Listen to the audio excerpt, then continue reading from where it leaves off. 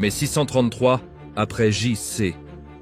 Les plaines de Mésopotamie brûlent. En l'espace de quelques semaines seulement, l'impensable s'est produit. 2 armées impériales de l'Empire sassanide ont été anéanties. La bataille des chaînes a laissé leurs gardes-frontières enchaînés dans le sable, tandis que la bataille de la rivière a changé le cours des choses. L'Euphrate devenant rouge du sang de leur infanterie lourde. Pour l'empereur Yazdegerd de Troie à Ctésiphon, ce n'était plus un simple raid frontalier, c'était une crise existentielle.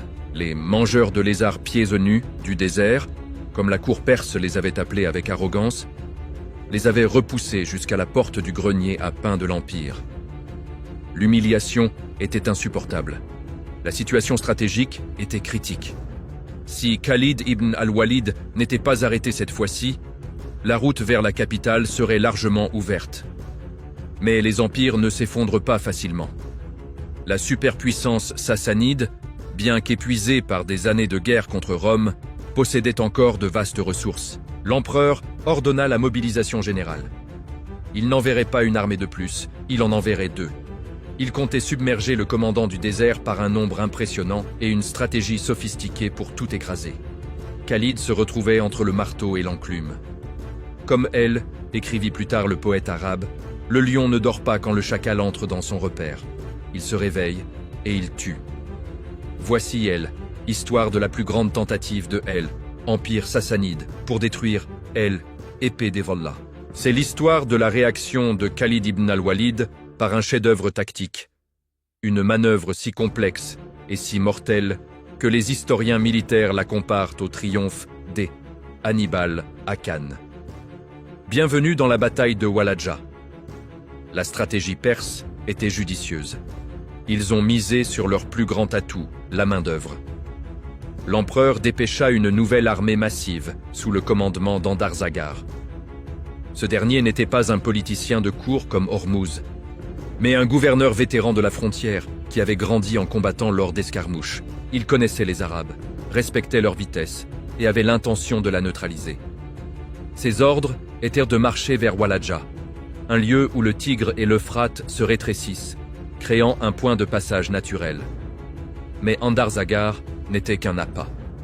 Une deuxième armée, dirigée par le légendaire général Bahman, marchait vers le sud, depuis Ctésiphon, pour le rejoindre. Bahman commandait les lourdes réserves impériales, le noyau de fer de l'armée sassanide. Le plan était simple, Andarzaghar s'installerait à Walaja pour attirer Khalid dans une impasse.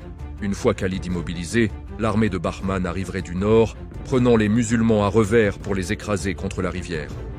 C'était une stratégie classique de diviser pour régner.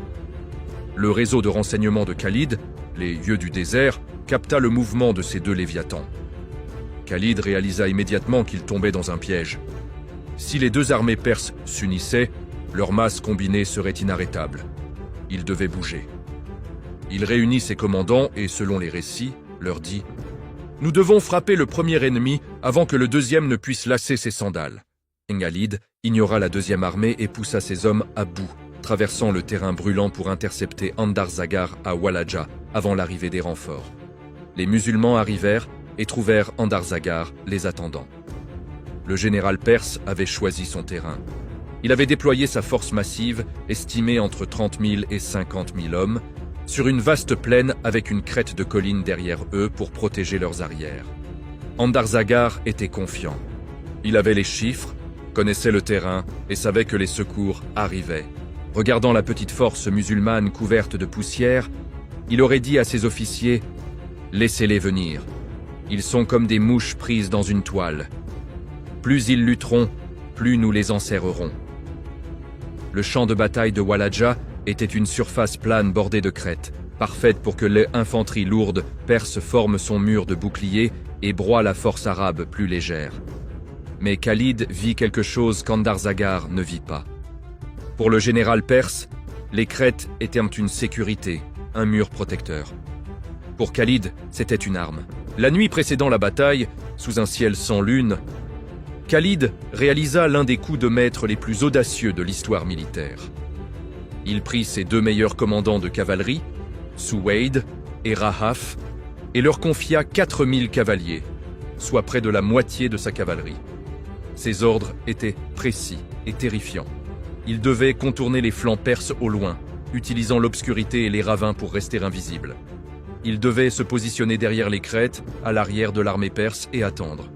Khalid leur dit « Ne vous montrez pas quand la bataille commencera, pas quand les épées s'entrechoqueront. Attendez mon signal. » À l'aube, les 4000 cavaliers avaient disparu dans le paysage. Pour les Perses, l'armée de Khalid paraissait dangereusement petite. Son centre semblait maigre et ses flancs faibles. C'était exactement ce que Khalid voulait. Le soleil se leva sur Walaja. Les tambours sassanides commencèrent un rythme lent et tonnant qui faisait trembler le sol. Sur ordre, des milliers de fantassins lourds, vêtus de cottes de mailles et portant de grands boucliers rectangulaires, commencèrent leur marche. La bataille avait commencé. La collision fut assourdissante. L'infanterie musulmane plus légère, armée de lances et d'épées, se heurta à l'épaisse muraille perse. Après des heures, la bataille était dans une impasse brutale.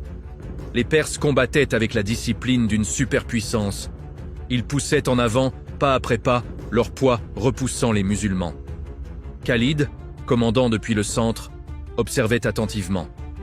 Il voyait la fatigue s'installer chez ses hommes et la confiance grandir chez les Perses. Il était temps pour la deuxième phase. Khalid émit un ordre contre-intuitif. Le centre devait battre en retraite. Ce n'était pas une déroute, mais un retrait contrôlé. Le centre musulman commença à céder du terrain, reculant tout en combattant. Pour Andarzaghar, cela ressemblait au début de la fin. Les Arabes cédaient et leurs lignes se courbaient en forme de croissant. Le parfum de la victoire est un enivrant puissant.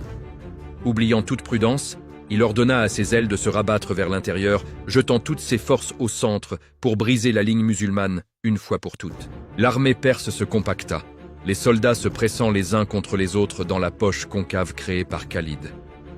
Ils étaient si concentrés sur « les ennemis devant eux » qu'ils oublièrent de regarder les collines derrière. Le piège était tendu. Khalid leva son épée. Le signal fut donné. De derrière la crête émergea un son qui glaça le sang de arrière-garde perse. Non pas le son du vent, mais le tonnerre de 16 000 sabots. Suwaid et Ra'af atteignirent le sommet et dévalèrent la pente comme une avalanche d'acier. « Allahu Akbar !» Le cri retentit à l'arrière. Les soldats perses se retournèrent, les yeux écarquillés par l'horreur. Ils s'attendaient à être en sécurité. Ils trouvèrent une cavalerie lourde chargeant au galop. L'impact fut catastrophique. La cavalerie musulmane percuta l'arrière exposé de l'armée sassanide. Au même instant, Khalid stoppa le retrait du centre. L'infanterie musulmane planta ses pieds, verrouilla ses boucliers et repoussa avec une fureur renouvelée. Le piège se referma. L'encerclement double était complet. L'armée perse était entourée de toutes parts, devant par l'infanterie musulmane, derrière par la cavalerie et sur les flancs par les cavaliers légers qui fermaient le cercle. C'était un miracle tactique. Une force inférieure avait totalement encerclé une plus grande. Le chaos éclata. Les hommes au centre ne pouvaient même plus balancer leurs épées tant ils étaient resserrés. La panique se propagea plus vite que le feu. L'armée impériale se dissout en une foule terrifiée. Ce fut un massacre qui dura jusqu'au coucher du soleil. Andarzaghar, qui s'était vanté de lier les Arabes comme des mouches, réussit à s'évader avec une petite garde. Mais son destin fut peut-être plus cruel que celui de ses soldats. Il s'enfuit dans le désert profond en espérant atteindre Ctésiphon. Mais il perdit son chemin. Ce désert qu'il n'avait pas respecté le conquit. Il mourut de soif, seul dans le sable, tandis que son armée gisait à Walaja. La victoire fut totale. Khalid ibn al-Walid avait détruit une troisième armée perse d'affilée en exécutant une manœuvre que les militaires étudieraient pendant 1000 ans. Alors que la poussière retombait, Khalid se tenait sur le champ de bataille. Le butin était immense, de l'or, de l'argent, des armures de qualité et des provisions. Ces guerriers, de simples membres de tribus loin de chez eux, contemplaient une richesse dépassant leurs rêves. Mais Khalid savait que la guerre n'était pas finie. La deuxième armée, celle de Bahman, était toujours là. La colère de l'empereur n'avait pas été éteinte, mais alimentée. À quelques jours de marche, à Ulay, les Perses rassemblaient chaque homme disponible. Ils ne se battaient plus pour la victoire, mais pour survivre. Walaja avait été un chef-d'œuvre tactique. Mais la suite serait un bain de sang qui entrait l'héritage de Khalid pour toujours. Abonnez-vous à Historic Warlands pour la prochaine bataille.